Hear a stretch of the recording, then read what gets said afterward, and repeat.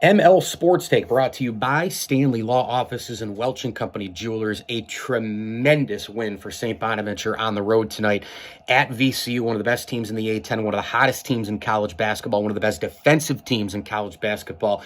And I thought there were three major reasons why Bona won this game. Number one, it was the combination. I'll go 3-1 in terms of importance. Number three, I thought Moses Flowers and Jan Farrell combining for 30 points in this game and making 8 3-pointers in this game. All 8 3-pointers by Bonaventure were made by those two guys. I mean, Farrell was really hot in the first half and made one or two in the second.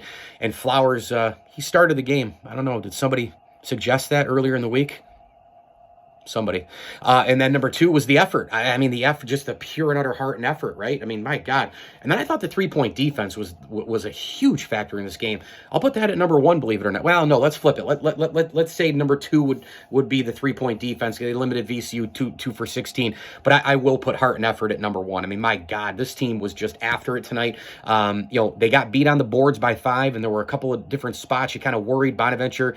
You're like, oh boy, the turnovers, and then Bonnie limited the turnovers. In fact, they didn't turn the ball over until well into the second half, actually. And St. Bonaventure only had 10 turnovers in this game. That would probably be my fourth reason why they won this basketball game. But just an unbelievable, tenacious effort for St. Bonaventure tonight. And by the way, the first half is going to set the game of basketball back by about 100 years because that was some ugly stuff. I mean, you talk about 23-18.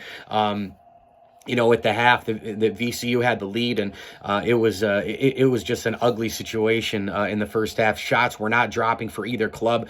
The ball was getting bounced all over the place. Guys were playing so physical and fouling each other, and it was just an ugly display. I mean, at one point, at the 2-minute mark, it was 21-15. If you go way back into the half, it was 17-8 with 6:07 to go. I mean, it was just a horrible first half. But then I thought in the second half, both teams picked it up offensively, and they continue to play tenacious defensively, and St. Bonaventure just kind of pretty much hung on. But again, Flowers and Farrell giving you 8 3-pointers and 30 points total. Bona got 8 points off the bench, 4 each from Evans and Hill. Did not get anything from Daryl Banks III. It looked like VCU kind of had a little bit of a mix and match in terms of a little bit of pressure, and then they go back and they play maybe some man, and then they play a little box and one and some zone. They just mix up defenses really well. This is one of the best defensive teams in all of college basketball year in and year out. And if you know it, it goes back to Shaka Smart when he was there with VCU, leading them to a Final Four, and just a wonderful display of defense again for quite a while by VCU until Bona got it going. I thought Chris Venning made some unbelievable shots down low. And you know what I like about his game? His fundamentals, his footwork, and the ability to pump fake and go up. But when he gets close, he doesn't try the spectacular dunk, the spectacular reverse. He just goes to the basket and lays it in off the glass. I mean, my God, isn't that missing in today's game of basketball? I think it is.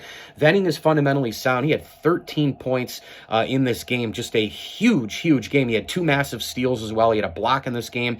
Was just an awesome team effort. Bona didn't shoot it really that great from the floor, but again, they shot it awesome from 3 thanks to Flowers and Farrell, the 2 Fs there, 8 for 17. Bona missed 4 free throws. But just got it done. VCU missed 8 free throws. Didn't help them there. 10 for 18 on the night. So just an awesome win. A great effort by St. Bonaventure, going on the road. And look, this game doesn't mean anything for the rest of the regular season, I don't think. But what it does mean is that this team can now mentally, right, know that they can win on the road, number one, because we know Bonaventure struggles on the road. They're a completely different team than the RC. Tonight, they look like they were playing at the RC. And the second reason that this is a big win, they know they can beat a really good team in the A-10 tournament on a neutral floor. That's a big thing. So, big-time win for St. Bonaventure tonight, 61-58.